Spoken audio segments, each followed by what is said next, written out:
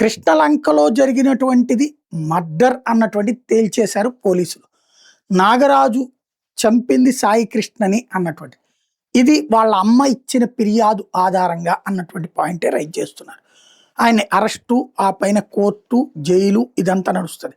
కాకపోతే ఈ కేసు ఇంతటితో క్లోజ్ అయినట్టేనా? నాగరాజు మాత్రమే బాధ్యుడవుతారా? వాళ్ళ అమ్మ కంప్లైంట్ ఆధారంగా అంటూ పోలీసులు చేస్తున్నటువంటి దర్యాప్తు అక్కడితోనే ముగించుతారా? ఈ అంశానికి సంబంధించి మాట్లాడేందుకు ప్రస్తుతం మనతో పాటు ఉన్నారు న్యాయవాది రజనీ గారు. నమస్తే అండి. నమస్తే అండి. వాళ్ళ అమ్మ ఇచ్చిన కంప్లైంట్ ఆధారంగా అయితే నాగరాజు నా ఎదురుగుండా కూడా కొట్టాడు నా కొడుకుని, అట్లాగే వదిలిపెట్టమంటే వదిలిపెట్టలేదు, శవానికి దండ రెడీ చేసుకో ఫోటోకి అని చెప్పాడు, ఆయనే చంపేసి తగలబెట్టేశాడు. ఇది ఆమె ఇచ్చిన కంప్లైంట్ అన్నది పోలీసులు చెప్తుంది. అది ఆమె ఇచ్చిన కంప్లైంటా, ఆమె పేరుతో పోలీసులు రాసిన కంప్లైంటా? నమస్తే సాయి గారు. ముఖ్యంగా ఇటువంటి కంప్లైంట్ లో చాలా మంది గొడవల దగ్గర నిన్ను తెల్లారలోపు చంపేస్తాను, నిన్ను ఈ భూమి మీదే బతకనివ్వను అంటూ శబదాలు చేసి వెళ్ళిపోతుంటారు. తర్వాత బలంగా కొట్టి అక్కడ పడేసి వెళ్ళిపోతుంటారు. అంటే కొట్టి వెళ్ళిపోయినంత మాత్రాన ఆ దెబ్బలకే చచ్చిపోయాడా? కొట్టి వెళ్ళిపోయిన తర్వాత అతి అదునుగా చూసుకొని ఇంకెవరన్నా చంపారా? నిన్ను తెల్లారేలోపు బతకనివ్వను అన్నంత మాత్రాన దాన్ని స్టేట్మెంట్ ని కన్సిడర్ చేసుకొని అతను రేపు వారం రోజుల తర్వాత చనిపోయినా ఇతనే చంపేసినాడా అనేది ఒట్టి మాటలు సార్. వితౌట్ ఎవిడెంటరీ ఆ తల్లి భావోద్వేగంతో పో నీ కొడుకు దండ రెడీ చేసుకోపో అని ఆ కొడుకు ముందు బహుశా ఆ తల్లికి చెప్పుండొచ్చు. అంటే ఆ కొడుకుని భయపెట్టడానికి అయి ఉండొచ్చు. అంటే ఎవరైతే సిఐ గారు తన కొడుకుని కొడుతుండగా తన కొడుకు చనిపోయాడు అని ఆవిడ ఆ క్షణంలో సిఐ గారు ముందు నిర్ధారించుకునింది మాత్రమే ఎవిడెంటరీగా కన్సిడర్ చేస్తారు. ఇది ఇక్కడతో పోతుందా అంటే ఇది ఎలా పోతుందండి? ఇద్దరు రౌడీల మధ్య జరిగిన గొడవ కాదు, ఇద్దరు ఆస్తి వివాదాలు కాదండి. ఇది అంటే Gade Vijayalakshmi versus state of Andhra Pradesh. Andhra Pradesh మొత్తం రెస్పాన్సిబిలిటీ ఉండాల్సినటువంటి మొట్టమొదటి lockup death case. Bihar, Uttar Pradesh తర్వాత తెలంగాణలో కూడా నమోదు కానటువంటి కేసు ఇక్కడ నమోదైంది. దీన్ని అలా పోతుందా రజనీ గారు అంటే అలా పోదు సార్. రాష్ట్రాన్ని మొత్తం ఈడ్చుకొని సుప్రీంకోర్టు మెట్లు దగ్గర పెట్టగలిగినటువంటి కేసు. దీంట్లో ఒక్క సిఐ పేరే రాసేసి ఆవిడ చెప్పింది సిఐ గారు కొట్టారు, ఇలా అన్నారు, అందుకని సిఐ అరెస్ట్. అది ఎలా వదిలేస్తారండి? సిఐ ఒక్కడే చంపేసి అరెస్ట్ చేసేసి సిఐ ఒక్కడే కాలి బూడిది చేయలేడు కదా. దాన్ని కన్సిడర్ చేస్తూ మున్సిపాలిటీ వాళ్ళ సంతకం ఉంటుంది, లేకపోతే టాస్క్ ఫోర్స్ కానిస్టేబుల్ ఏదో రూమ్ నెంబర్ 302 లో పెట్టారు, ఒక హోటల్లో అంటున్నారు. ఇదంతా కూడా ఆయన ఎవరు, జడా శ్రావణ్ కుమార్, ఒక లాయరా, ఇన్వెస్టిగేషన్ ఆఫీసర్, ఆయన చెప్పాక వీళ్ళు స్వర్గపురి శ్మశాన వాటికి వెళ్ళడం ఏంటండి ఆశ్చర్యంగా? ఎక్కడన్నా పోలీసు వాళ్ళు చెప్పింది మేం రాసుకొని దాని మీద కేసు వాదిస్తాం. దరిద్రం ఏంటంటే మేం రాసుకుంది మేం చెప్తుంది బట్టి ఆయన స్వర్గపురి శ్మశాన వాటికి ఎంక్వైరీకి వెళ్ళడం అనేది ఆశ్చర్యం. సో ఇక్కడ అది అంతటితో పోదు సార్. దీనికి స్టేట్ మొత్తం రెస్పాన్సిబిలిటీ ఉండేటటువంటి కేసు. ఇది రాష్ట్ర ప్రభుత్వం సమాధానం చెప్పాల్సినటువంటి కేసు సార్. ఇక్కడ మొన్న వాళ్ళ అమ్మ మాట్లాడినప్పుడు, మీడియాతో మాట్లాడినప్పుడు అయితే మాకు చూపించలేదు అంది. జగన్ మొన్న పరామర్శించడానికి వెళ్ళినప్పుడు కూడా ఒక్కసారి చూపించయ్యా, నా బిడ్డ నా కోసం ఆత్రపడతాడయ్యా, ఒక్కసారి చూపించయ్యా అని కంట తడి పెట్టుకున్న గొల్లుమన్నా సరే చెప్పలేదు. కానీ పైనుంచి కేకలు వినబడ్డాయి. ఆ కేకలు మబ్బాయివే అంటే కాదు పొమ్మనమన్నారు అని కూడా చెప్పింది ఆవిడ. కానీ ఇప్పుడు నా కళ్ళ ఎదురుగుండానే కొట్టారు, నా కళ్ళ ఎదురుగుండానే అతన్ని కొడతంటే చచ్చిపోయాడు అన్నటువంటి పాయింట్ని రాసుకొచ్చారు. ఇది ఆమె చెప్పిన స్టేట్మెంట్ ఆధారంగా పోలీసులు రాశారా, లేకపోతే పోలీసుల స్టేట్మెంట్ మీద ఆమె సంతకం తీసుకున్నారనుకోవాలా? 100% సార్. ఇది చాలా మనం నోట్ చేసుకోవాల్సిన పాయింట్ అండి. చాలా కంప్లైంట్లు ఏదైతే బాధితురాలు వెళ్ళిపోయిన తర్వాత పోలీసులు వాళ్ళ కన్వీనియంట్ గా పై అధికారి ఇబ్బంది పడకుండా కానిస్టేబుల్స్ మాత్రమే ఇబ్బంది పడేలాగా చాలా కేసుల్లో కంప్లైంట్లు మార్చుకునే నా తరుణాలు మేము చూసేవాళ్ళం అండి. ఇక్కడ మామూలుగా అయితే మీకు తెలుసు, కాదంబరి జత్వాని గారి కేసులో ఏదైతే మనకి క్రాంతిరాణ్ టాటా గారు, విశాల్ గున్ని గారు, లేకపోతే ఆయన ఎవరండి పిఎస్ఆర్ ఆంజనేయులు గారు, వీళ్ళందరూ ఒక నెంబర్ 1 రోల్ మోడల్స్. వీళ్ళ తర్వాత ఎస్ఐలు, సిఐలు. ఒక మహిళని కొట్టిన కేసులోనే ఇంతమంది, అంటే ఆవిడ కాలు ఇరగలేదు, చెయ్యి ఇరగలేదు, ఆమెని బాధించారన్న విషయంలోనే ఇంతమంది అధికారులు సస్పెండ్ అయిపోయినప్పుడు అదే మాదిరిగా ఫర్ ఎగ్జాంపుల్ రఘురామకృష్ణరాజు గారి కాళ్ళ మీద కొట్టారు. ఆయన్ని ఎస్పీ అరెస్ట్ చేస్తాడా? సీఐ అరెస్ట్ చేస్తాడా? కానిస్టేబుల్ కొడతాడా? మొత్తాన్ని ఈ రోజుకి బీహార్‌లోకి వెళ్ళిపోయినటువంటి అధికారులు సైతం స్టేట్మెంట్ రికార్డ్ చేసుకోవడానికి వస్తున్నారు. సునీల్ కుమార్ గారు ఇలా చాలా మంది అధికారులు కూడా జైలుకి కూడా వెళ్ళిన తరుణాలు చూసారు. ఇంత చిన్న చిన్న కేసులనే చెప్పండి. మీరు దృష్టిలో మీకు రఘురామ కృష్ణరాజు గారు గొప్పగా వారవచ్చు. కాదంబరి జత్వాని అదిరిపోయే హీరోయిన్ అవ్వచ్చు.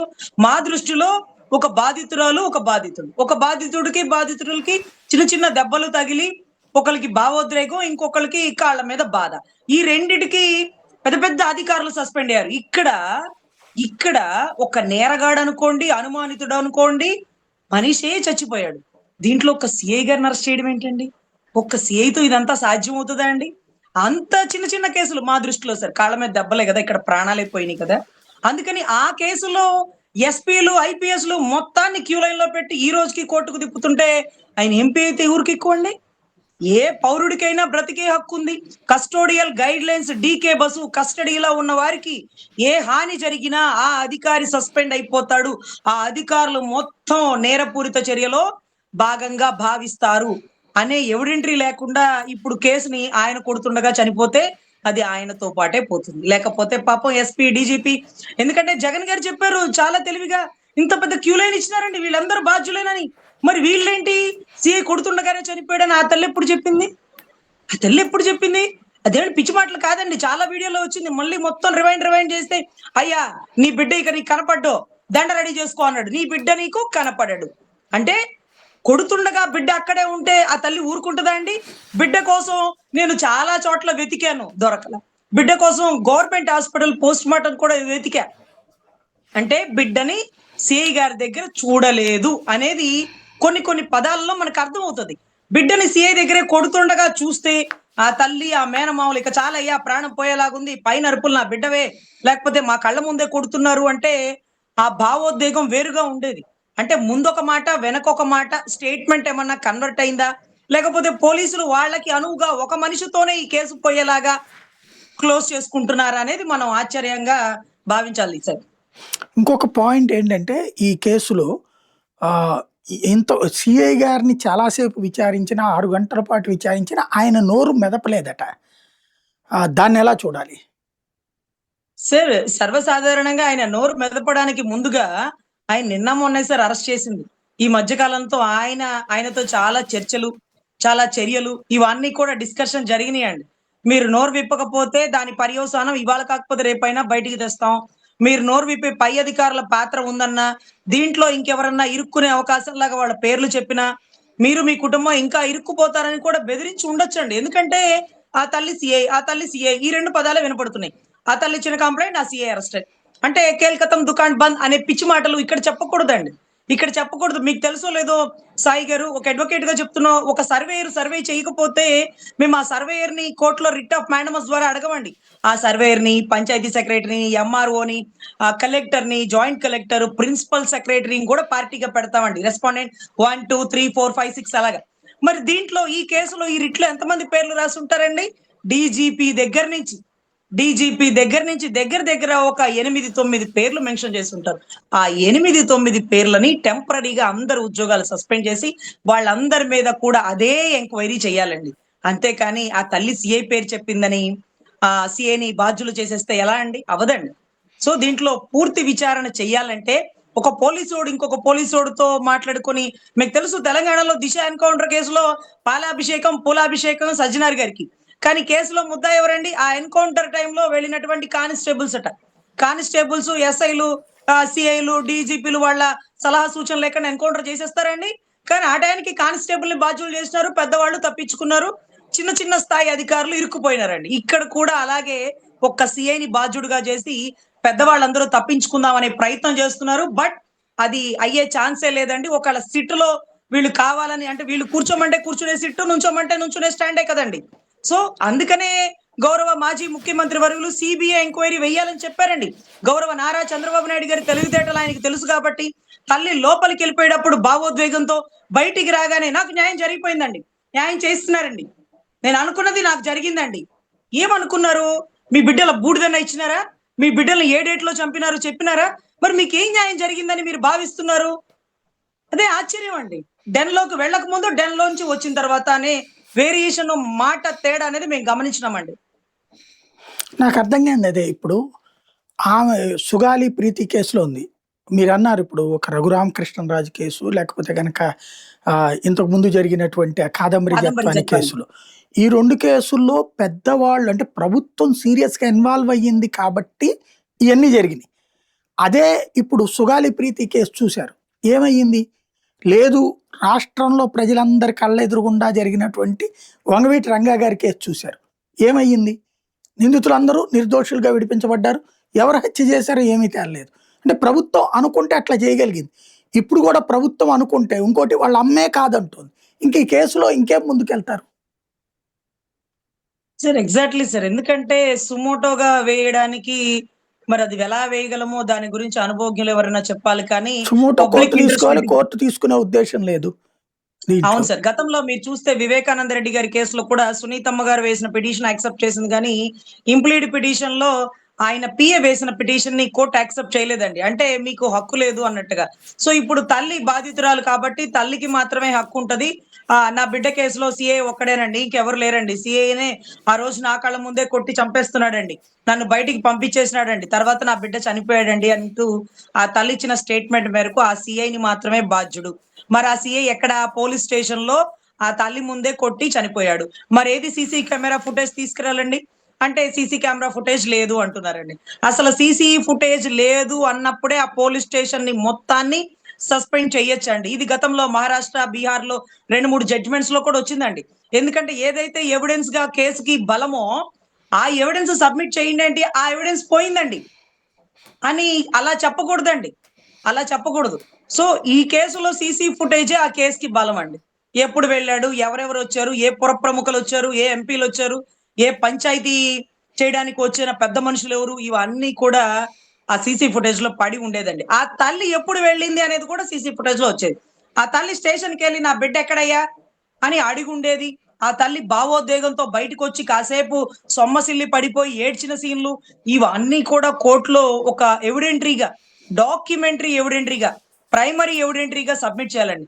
కానీ దీంట్లో ఏ ఎవిడెన్స్ లేకపోయిన పిదపట కేస్‌ని కొట్టివేయడం అవుతుంది అంటూ ప్రెజెంట్ సీఐ గారిని ఇరికిచ్చినా, ఫ్యూచర్‌లో సీఐ గారు నిర్దోషిగా బయటకొచ్చేస్తారండి. ఇది నా అనుభవం మేరకు, నేను పని చేసినటువంటి ఏదైతే సీనియర్‌లు చేసిన కొన్ని కేసుల మేరకు, నా అనుభవంలో నేను చెప్తున్నానండి. ఖచ్చితంగా సీఐ నిర్దోషిగా ఫ్యూచర్‌లో బయటకొచ్చేస్తాడు.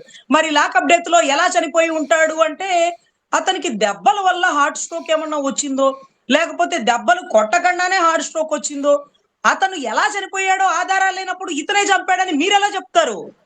అతను ఎలా చనిపోయాడో ఆధారాలు లేవు. అన్నప్పుడు ఇతను ఎలా చంపేసి ఉంటాడు. అందులోని బూడిద లేదు, శవం లేదు. ఆ తల్లి భావోద్వేగంతో అనుకుంది. ఎవిడెంటరీ అన్నీ చూడగా అంటే సరైన ఆధారాలు లేని పిదపట కేసు కొట్టివేయడం అవుతుంది అంటూ మీరు సినిమాల్లో చూసుంటారు కదా సార్. అలాగే ఫ్యూచర్‌లో జరగబోతుందని నా అనుభవంతో కూడిన అంచనా సార్. అసలు స్టార్టింగే ముందు మ్యాన్ మిస్సింగ్ కేస్ కట్టి, ఆ తర్వాతన సస్పిషియస్ పెట్టి, ఆ తర్వాత మర్డర్ పెట్టాలి. డైరెక్ట్ మర్డర్ కేస్ పెట్టి without dead body, without ash, without any circumstances ఆటోమేటిక్‌గా కేస్ క్లోజ్ చేయాలి గదా! బెయిల్ గూడా సార్ వచ్చేస్తది అసలు గదా త్వరలోనే. సార్ అసలు కోర్టు వాయిదా 29 లోపు ఏ చర్యలు తీసుకోకూడదండి. కోర్ట్‌లో ఉంది సార్. మీ చెయ్యి దాటిపోయింది. చేతులు కలాక ఆకులు పట్టుకున్నట్టుగా మీ చెయ్యి దాటిపోయింది. 15వ తారీఖు మాకేం జరుగుతుందో తెలియట్లేదన్న మీరే, లేకపోతే 15వ తారీఖున మేము ఆ మనిషిని కోర్ట్‌లో ప్రొడ్యూస్ చేస్తాం. 29 వరకు టైం ఇవ్వండి. మిలార్డ్ అంటూ హైకోర్ట్‌ని అభ్యర్థించిన మీరు 29 కోర్టు డైరెక్షన్ మేరకు చేయాల్సిన పనిని ఒక సీఐని కస్టడీలోకి తీసుకొని 302 కట్టేసి ఆ తల్లి చెప్పిన మేరకు కంప్లెయింట్ కూడా మార్చి రాసినారు అంటే, ఆ తల్లి కోర్ట్‌కిచ్చిన కంప్లెయింట్ ఏంటి? పోలీస్ స్టేషన్‌కిచ్చిన కంప్లెయింట్ ఏంటి? కోర్ట్‌కిచ్చిన కంప్లెయింట్ మ్యాన్ మిస్సింగ్ అని ఇచ్చిందా? లేకపోతే దీంట్లో పెద్ద పెద్ద వాళ్ళు భాగస్వాములయ్యారు. నా బిడ్డని ఏం జరిగిందో పట్టించుకోవట్లేదు. నాకు ఏ మాత్రం స్పందించట్లేదు అని రాసిందా? ఇక్కడ మాత్రం సీఐఏ చేసేసాడని రాసిందా? అప్పటికప్పుడు రాత్రికి రాత్రి తల్లితో కంప్లెయింట్ రాయించుకొని తీసుకున్నారంటండి. అదేం కంప్లెయింట్? మీకు ముందు కంప్లెయింట్ ఇవ్వలేదా? మీకు కంప్లెయింట్ ఇచ్చి మీరు పట్టించుకోకపోతేనే కదా! ఆ కంప్లెయింటే కదా హైకోర్ట్‌లో వేసింది. మరి మరొక కంప్లెయింట్ ఎందుకు రాసుకున్నారు? ముందున్న కంప్లెయింట్ కదా కంప్లెయింట్ కన్సిడర్ చేయాలి. ఫ్రెష్ కంప్లెయింట్ నో నీడ్ కదా! అర్రే! ఏదైతే మాజీ ముఖ్యమంత్రులు వచ్చినాక వాళ్ళు అప్పటికప్పుడు కంప్లెయింట్ రాసుకున్న వీడియో కూడా వచ్చిందండి. తల్లితో కంప్లెయింట్ రాసుకుంటున్నట్టుగా, అప్పటికప్పుడు ఎంక్వైరీ చేసినట్టుగా, అప్పటికప్పుడు 302 అంటే కోర్టుకు చెప్పకుండా మీరు చర్యలెలా తీసుకుంటున్నారు? 29 మీరు కోర్టుకేం చెప్తారు? అవునండి మేము ఎంక్వైరీ చేసాం. మేము 302 కట్టేసాం. మీరెలా కడతారు? మీరేమి తెలీదన్నారా ఎవిడెన్సు? 29కి చెప్తానన్నారు కదా! ఇలా కూడా అడిగే అవకాశం ఉంటుందండి. వారు సీఐ మీద కట్టినా, కోర్టు పూర్తిగా అందరి మీద కూడా చర్య తీసుకునే అవకాశం ఉండొచ్చు. కానీ తల్లి, నా కొడుకుని సీఐఏ కొట్టి చంపేసినాడు అని చెప్తే మాత్రం బహుశా అది ఎలాంటి కోణం దారి తీస్తుందో, అప్పుడు కూడా గాదె విజయలక్ష్మి వర్సెస్ స్టేట్ ఆఫ్ ఆంధ్రప్రదేశ్‌గా ఉంటుందా? మరి ఇక పోను పోను ఇది కూడా ఒక ఎవిడెంటరీ అండి. ఇలాంటి కేసులు కూడా జరుగుతాయా? ఇలా కేసుని ఇలా కూడా మార్చేయచ్చా? అనేది అనుభవంలోనే కదా సార్ తెలిసేది. తెలంగాణలో దిశ కేసులో ఒక అనుభవం నాకు తెలిసింది. ఈ కేసులో ఇంకొక అనుభవం నేర్చుకుంటానేమో బహుశా ఇలా కూడా తప్పించుకోవచ్చేమో. Yes sir. రైట్. ఇక్కడ ఒక కీలకమైన అంశం ఏంటంటే, ప్రొసీజరల్ సిస్టమ్ ఒకటుంటది. ఒక ఎస్ఐ మీద సీఐ, సీఐ మీద ఏసీపీ. ఈ స్టేషన్‌లో ఎవరెవరున్నారో ఈ ఇన్ఫర్మేషన్ అంతా ఏసీపీకి రెగ్యులర్‌గా ఇవ్వాలి. ఏసీపీ డీసీపీకి లేదా కమిషనర్‌కి డైరెక్ట్ యాక్సెస్‌లో ఉంటారు.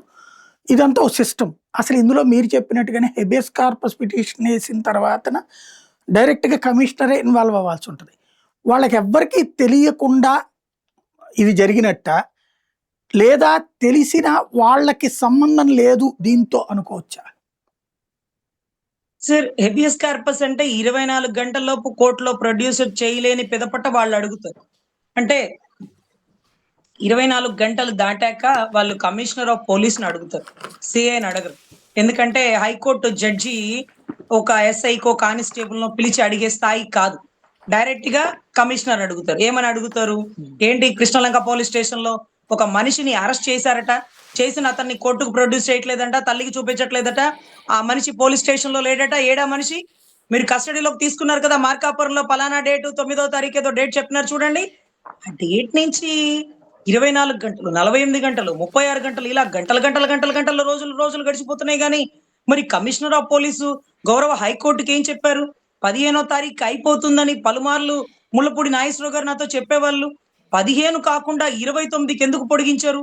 దీంట్లో ఒక సీఐఏ ఎలా నేరగాడైపోతాడు సార్? కోర్టు అడిగింది కమిషనర్ ఆఫ్ పోలీస్‌ని, సీఐని కాదు సార్.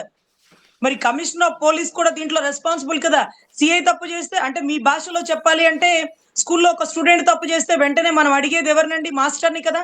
స్కూల్‌లో ఒక మాస్టర్ తప్పు చేస్తే ఒక మాస్టర్ ఒక అమ్మాయితో అసభ్యంగా ప్రవర్తిస్తే ఆ స్కూల్ మొత్తాన్ని సీజ్ చేయడం, అక్కడ ఏదైనా అత్యాచారం జరిగి చనిపోతే ఆ స్కూల్ మొత్తాన్ని ఆ ప్రిన్సిపల్ మొత్తం మీద కేసులు రాయడం ఎందుకు చేస్తారండి? ఎవరో ఒకతను చేస్తే అంతమందిని ఎందుకు బాధ్యతలు వహిస్తారు? అంటే బాధ్యత వహించాలి. ఇది కూడా అటువంటి కేసెస్. సో దీంట్లో రెస్పాండెంట్ 1, 2, 3 అందరూ కూడా బాధ్యులే సార్. సో హైకోర్ట్ అయితే తల్లి సీఏని అడుగుతుంది. ఆవిడకి అంతవరకే తెలుసు. కానీ మాకు చాలా తెలుసు కదా! మా అనుభవంలో commissioner of police me CA ఎందుకలా పనిచేస్తున్నాడు? నువ్వంటే భయం లేదా? Procedure labs ఎందుకయ్యాడు? 24 గంటల్లో కోర్టులో ప్రొడ్యూస్ చేయాలి కదా! ఎందుకు చేయకుండా అతని స్టేషన్‌లో పెట్టుకున్నాడు? సీసీ ఫుటేజ్ ఎందుకు లేకుండా పోయింది? మీరు కోర్టుని దారి మళ్లిస్తున్నారా? కోర్టుకి 29న చెప్తానని చెప్పి మీరేంటి ఈలోపే 302 కట్టాడు? మాజీ ముఖ్యమంత్రి రాగానే అప్పటికప్పుడు ఫ్రెష్ ఎఫ్ఐఆర్‌లు, ఫ్రెష్ కంప్లెయింట్‌లు తీసుకోవడం ఏంటి? దాని తర్వాత ఒక అడ్వకేట్ చేసిన ఇన్వెస్టిగేషన్‌లో స్వర్గపురి శ్మశానానికి మీరు వెళ్ళడం ఏంటి? What's going on? అని అన్నారనుకోండి ఆటోమేటిక్‌గా కోర్టే బాధ్యత వహించి ఇదిలా తేలేది కాదు. పోలీసులు మేం బాయ్ అంటారు. సీబీఐకి వేయాల్సొచ్చిద్ది. వేస్తాము అని కోర్టు కూడా నిర్ణయం తీసుకునే అవకాశాలు ఉండొచ్చు సార్. రైట్. అంటే వివేకానంద రెడ్డి గారి కేసులో సునీత సీబీఐ దర్యాప్తు అడిగింది కాబట్టి వేశారు. డాక్టర్ సుధాకర్ కేసులో అనిత సీబీఐ దర్యాప్తు అడిగింది కాబట్టి వేశారు. సరే దీంట్లో నివేదిక వచ్చింది. దాంట్లో నివేదిక ఏమైందో తెలీదు. ఈ రెండిట్లో ఏదవుతది ఈ కేసులో? వాళ్ళ అమ్మ అడగదు సీబీఐ దర్యాప్తు. సార్ వీళ్ళిద్దరూ వేరు సార్. ఒక మనిషి ఇంకొక మనిషిని చంపుకున్నారు. ఇక్కడ ఒక మనిషిని చంపింది state of Andhra Pradesh. Gade Vijayalakshmi versus state of Andhra Pradesh. ఒక సీఐ, ఒక ఎస్ఐ, ఒక కానిస్టేబుల్, ఒక ఎస్పీ ఎవరు చేసినా స్టేట్ ఆఫ్ ఆంధ్రప్రదేశ్. దీంట్లో బాధితుడు అడగాల్సిన పని లేదు. హైకోర్టుకి బాధ్యత కూడా ఉంటదేమో. హైకోర్టు స్వయంగా పోలీసులు చేసింది ఎలా బయటకు వస్తుంది అంటూ హైకోర్టు బాధ్యతగా కూడా సిబిఐకి వేసే అవకాశాలు ఉండొచ్చు సార్. ఎందుకంటే ఇక్కడ వివేకానంద రెడ్డి గారి మర్డర్ కేసులో ఎవరు పొడిచినారో దస్తగిరో ఇంకొకళ్ళో తెలుస్తుంది. పర్సన్ టు పర్సన్ అండి. ఇక్కడ పర్సన్ టు గవర్నమెంట్. ఒక గవర్నమెంట్ డ్రైవర్ ఎవరైతే పోలీస్ జీప్ డ్రైవరు, కలెక్టర్ గారి జీప్ డ్రైవర్ ఒకరిని గుద్దారు అనుకోండి. అప్పుడు ఆ చనిపోయిన వ్యక్తి ఎవరైనా జీప్ తో మర్డర్ చేస్తే, యాక్సిడెంట్ గా కావాలని చేస్తే, అప్పుడు స్టేట్ ఆఫ్ ఆంధ్రప్రదేశ్ అయిపోతుందండి. జీప్ డ్రైవర్ కి కలెక్టర్ గారికి ఏంటి సంబంధం అంటే అది ఒక లింక్ ఆఫ్ కనెక్షన్ అండి. ఇక్కడ ప్రొసీజర్ ల్యాప్స్ అయిపోతుంది కాబట్టి ఖచ్చితంగా హైకోర్టు జడ్జి గారు అడిగింది కమిషనర్ ఆఫ్ పోలీస్ ని కాబట్టి ఇక్కడ ఖచ్చితంగా సిబిఐకి వేసే అవకాశాలు ఎక్కువ ఉంటాయండి. మీరు చెప్పిన 2 కేసులు వేరు, ఈ కేసు వేరండి. అక్కడ పర్సన్ టు పర్సన్, ఇక్కడ person to AP state sir. ఇక్కడ మీరు నవ్వుతున్నారండి. ఎందుకు అడుగుతున్నానంటే, ఇప్పుడు for example Sugali Preethi case ఉంది. ఆమె సిబిఐ దర్యాప్తు అడిగింది. సిబిఐ దర్యాప్తు ఎయ్యమని చెప్పేసి అప్పుడు జగన్ ఆదేశిస్తే సిబిఐ మేము తీసుకోమంది. అది ఇండివిజువల్ కేసు మీరు చేసుకోవాలని చెప్పింది. ఇప్పుడు ఈ ప్రభుత్వం వచ్చాక చేస్తానన్నట్టు పవన్ కళ్యాణ్ మన డిఎన్ఏ మార్పులు జరిగిపోయినాయి అన్నారు. ఇక ఆ కేసులో చేయడానికి ఏముందో ఎవరికి అర్థం కావట్లేదు. ఇప్పుడు ఇది కూడా అదే అవుతుంది కదా రేపు పొద్దున. అంటే ఇలాంటివి సిబిఐకి వేస్తే తప్ప లేకపోతే పోలీసుల చర్యలు ఇలాగే జరిగిపోతాయని హైకోర్టు వారు భావిస్తారు సార్. అక్కడ సుగాలి ప్రీతి కేసు విషయంలో ఒక స్కూల్ ప్రిన్సిపల్ నేరగాడు అని, పోలీసులు మేము కరెక్ట్ ఇన్వెస్టిగేషన్ చేసినప్పటికీ ఆ తల్లి మమ్మల్ని నమ్మట్లేదని అంటూ మాట్లాడొచ్చు. సునీతమ్మ విషయంలో అక్కడ సిఐ శంకరయ్య తప్పు చేసినాడని, లేకపోతే సరిగా ఇన్వెస్టిగేషన్ చేయలేదని అంటూ ఆ సునీతమ్మ పోలీసులను ఆరోపించవచ్చు. ఇక్కడ వీళ్ళిద్దరూ ఆరోపిస్తుంది పోలీసుల్ని. కానీ ఈ తల్లి బిడ్డని చంపేసింది పోలీసే కదా. మరి పోలీస్ చేసిన తప్పుని పోలీస్ ఎలాగా రెక్టిఫై చేసుకొని కన్క్లూడ్ చేస్తాడు?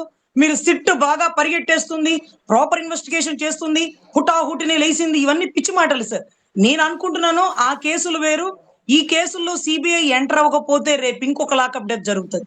దాని మీద కూడా ప్రభుత్వం సిట్ వేస్తుంది. ఆ సిట్ వేసిన దగ్గర ఒక కానిస్టేబుల్, ఒక హోమ్ గార్డ్ నో బలి చేస్తుంది, లేకపోతే వాళ్ళని కూడా బలి చేయకపోవచ్చు. సో ఇటువంటి విషయంలో లాకప్ డెత్ విషయంలో హైకోర్టు చాలా స్ట్రిక్ట్ గా ఉంటుందని, అవసరమైతే పలుమార్లు పిల్లు వేసినప్పుడు పబ్లిక్ ఇంట్రెస్ట్ లిటిగేషన్ పిటిషన్ కూడా కోర్టు యాక్సెప్ట్ చేసి ఇది లాకప్ డెత్ కాబట్టి మా అందరికీ కూడా ప్రశ్నించే అవకాశం ఉంది అంటూ పలువురు ప్రముఖులు వచ్చి కనుక ఈ పిటిషన్ పిల్లుగా వేస్తే దీన్ని కన్సిడర్ చేసే అవకాశం ఉంటే, దీన్ని 100% ఆ తల్లి ఆజ్ఞ లేకపోయినప్పటికీ ఈ పలువురు ప్రముఖులు వేసినటువంటి పబ్లిక్ ఇంట్రెస్ట్ లిటిగేషన్ గా భావిస్తే దీన్ని సిబిఐ విచారణకు కూడా పంపించే అవకాశం ఉంటదండి. ఆ రెండిటిల్లో డబ్బులు లేవు, సమయం లేదు అని కేసు చేయలేకపోయినప్పటికీ దీంట్లో ఖచ్చితంగా చేయాల్సినటువంటి బాధ్యత సిబిఐకి ఉంటుందండి. లేకపోతే ప్రజలకి పోలీస్ స్టేషన్ కి వెళ్ళాలంటే భయం కలుగుతుంది. వీళ్ళు రక్షక భటుల, భక్షక భటుల. ఆ తల్లి స్వయానా సిఐ చంపాడని చెప్తున్నా, ఆ బిడ్డ డెడ్ బాడీ బూడిద కనపడకపోయినా ఆ కేసు ఎలా తారుమారైపోయిందంటే ఇక కంప్లైంట్ ఇవ్వడానికి పోవద్దు అనే పరిస్థితికి న్యాయస్థానాల మీద ఎలా అయితే నమ్మకాలు తగ్గుతున్నాయి అంటూ మాట్లాడతారో, పోలీస్ స్టేషన్ల మీద పూర్తి నమ్మకాలు పోతున్నాయి అంటూ ప్రజలు భావించే అవకాశం ఉంది కాబట్టి దీన్ని సుమోటోగా భావించి దీని మీద సిబిఐ వేస్తారేమోనని నాకు అనిపిస్తుందండి. ఫైనల్గా ఒక్కటి చెప్పండి, మీ ఎక్స్పీరియన్స్లో అంటే లాకప్ డెత్లు చూసాం, ఎన్కౌంటర్లు చూసాం, కానీ లాకప్ డెత్ అయినటువంటి బాడీని తీసుకెళ్ళి తగలబెట్టి బూడిద ఇవ్వకుండా కనీసం ఏ రోజు చచ్చిపోయారన్న డేట్ కూడా చెప్పకుండా జరిగినటువంటి గతంలో ఎప్పుడన్నా విన్నారా? సార్ మన 2 రాష్ట్రాల్లో నేను ఎప్పుడు వినలేదు సార్. బట్ ఉత్తరప్రదేశ్ లో ఒక కేసులో ఇలా చూసినాం సార్. అలాగే తగలబెట్టేసినారని అప్పట్లో యూపీ గవర్నమెంట్ కి ఆపోజిట్ గా రాహుల్ గాంధీ గారు వీళ్ళు కూడా వెళ్లి కలిసినటువంటి ఒక కేసు ఒకటి ఉంది సార్. ఒక అమ్మాయిని రేప్ చేసి చంపేసినారు అనే ఒక కేసులో అయితే నేను వినున్నాను సార్. కానీ ఎక్కడో బీహార్ లో, యూపీలో జరిగే ఇన్సిడెంట్ మరి 2 తెలుగు రాష్ట్రాల్లో ఎప్పుడు కానీ రిపీట్ అవ్వలేదు సార్. మీకు తెలుసు గతంలో ఎప్పుడో రంగా గారి టైంలో ఎక్కడో కేరళకి సంబంధించిన ఒక మురళీధర్ గారు గతంలో ఒక రిక్షా వాడు దొంగతనం చేసినాడని అతను, ఇవన్నీ మనం విజయవాడ అడ్డాగా అప్పుడు పోలీసులు జులుం చేస్తున్నారని గౌరవ రంగా గారు అప్పుడు ఎస్పీ వ్యాస్ మీద తిరగబడిన తీరు మనం చూసినాం సార్. దాని తర్వాత ఎప్పుడు ఇలాంటివి రిపీట్ కాలేదు. పోలీసులు కూడా అంత ధైర్యం చేయలేదు సార్. అయినా నాకు చాలా డౌట్ సార్. పోలీసులు తప్పు చేయాలనుకుంటే ఒక రౌడీతో చంపించేస్తుంటారు. చేతులకు మట్టి అంటకుండా యూరిన్కి వెళ్తూ చెరువులో పడిపోయారంటారు. అదే మాదిరిగా అవమానంతో జీబులోంచి దూకి చనిపోయారంటారు. ఈ మధ్యలో జరిగింది కాబట్టి చెప్తున్నాను సార్. కానీ దీంట్లో మాత్రం ప్రత్యేకించి పోలీసులు అంత రిస్క్ ఎందుకు పెట్టుకున్నారు? పోలీసులు ఒక సిఐని ఇరికించే పరిస్థితికి ఎందుకు తీసుకొచ్చారు? కోర్టులో ఎందుకు ఈ కేసు కీలకంగా నడుస్తుంది? ఆంధ్రప్రదేశ్ రెస్పాన్సిబిలిటీగా వెళ్ళింది? మీడియాని ఏమన్నా డైవర్ట్ చేస్తున్నారా? అనుకోకుండా ఇరుక్కున్నారా? కావాలనే ఇరికిస్తున్నారా అతన్ని అనేది చాలా ప్రశ్నార్థకం అండి. ఎందుకంటే పోలీసులు తలుచుకుంటే ఏమైనా చేయగలరు సార్. ఆ కృష్ణా నది ఒడ్డు మీదనే కొట్టేసి నీళ్ళలో కూడా పడేసేయగలరు సార్. చాలా దిక్కులేని సవాలు అంటూ తేలుతున్న ప్రతివి దిక్కు లేకుండా కాలువలో పడిపోయినాయి కదా సార్. వీళ్ళే చాలా వరకు కొట్టి పక్కన పడేస్తుంటారు సార్. వీళ్ళని స్టేషన్ ఎక్కిచ్చి, జీబులో పెట్టి, కోర్టులో ప్రొడ్యూస్ చేసి ఏంటి గోల అని చాలా చోట్ల మేము చూసున్నాం సార్. ఇలాంటి వాళ్ళని బాగా కొట్టేసి నీళ్ళలో పడేసిన తరుణాలు విని కూడా ఉన్నాం సార్. ఆ బాడీని పోస్ట్ మార్టం చేసినప్పుడు ఎముకలు ఇరిగిపోయి ఇవి కూడా వచ్చినాయి కాబట్టి, ఇది ఎందుకు అంత రిస్క్ పెట్టుకున్నారు? ఎందుకు స్టేట్‌ని రెస్పాన్సిబిలిటీగా పెట్టారు? మీడియాని డైవర్ట్ చేయడానికా? సీఐని ఇరికిచ్చడానికా? లేకపోతే కులంలో ఒక వ్యక్తిని చంపేశారని ఆ కులం తిరుగుబాటు చేయడానికా? తిరుగుబాటు చేద్దాం అనుకున్న టైంలో ఆ చంపేసిన సీఐ కూడా ఆ కులమేనని మరొక ప్రశ్నార్థకం తీసుకురావడానికా? అతని తరపు నుంచి కొంతమంది, ఇతని తరపు నుంచి కొంతమంది ఈ వాగ్వివాదంలో ఏం జరుగుతుందో అర్థం కాని పరిస్థితి సార్. అతను కూడా చాలా సిన్సియర్ ఆఫీసర్ అని కూడా విన్నాము. ఎప్పుడు అతని హిస్టరీలో కూడా ఇలాంటివి లేవు. రౌడీలు, గంజాయి వాళ్ళు కూడా అతను చూసి భయపడే పరిస్థితి ఉంది. అతని వల్లే ఆ కృష్ణలంక పరిసర ప్రాంతాల్లో గంజాయి కంట్రోల్ అయింది అంటూ కూడా ఒక మంచి ఫీడ్‌బ్యాకే విన్నాం సార్. మరి ఎందుకిలా జరిగిందనేది చాలా ఆశ్చర్యార్థకం, ప్రశ్నార్థకం sir. Thank you very much అండి. ఇది థాంక్ యూ సార్. పరిస్థితి.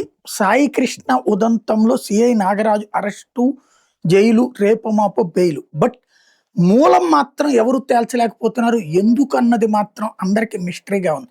ఇది లోకల్ పోలీస్ విచారణ అయితే ఆయనతోనే ముగించుతున్నటువంటి వేళ సిబిఐ విచారణ లాంటిది ఆదేశించడం అన్నటువంటిది కోర్టు ముందున్నటువంటి అస్త్రం. మరి కోర్టు అలాగ పరిగణలోకి తీసుకుంటుందా లేదా అన్న దాని మీదనే ఈ కేసు భవిత ఆధారపడి ఉంది.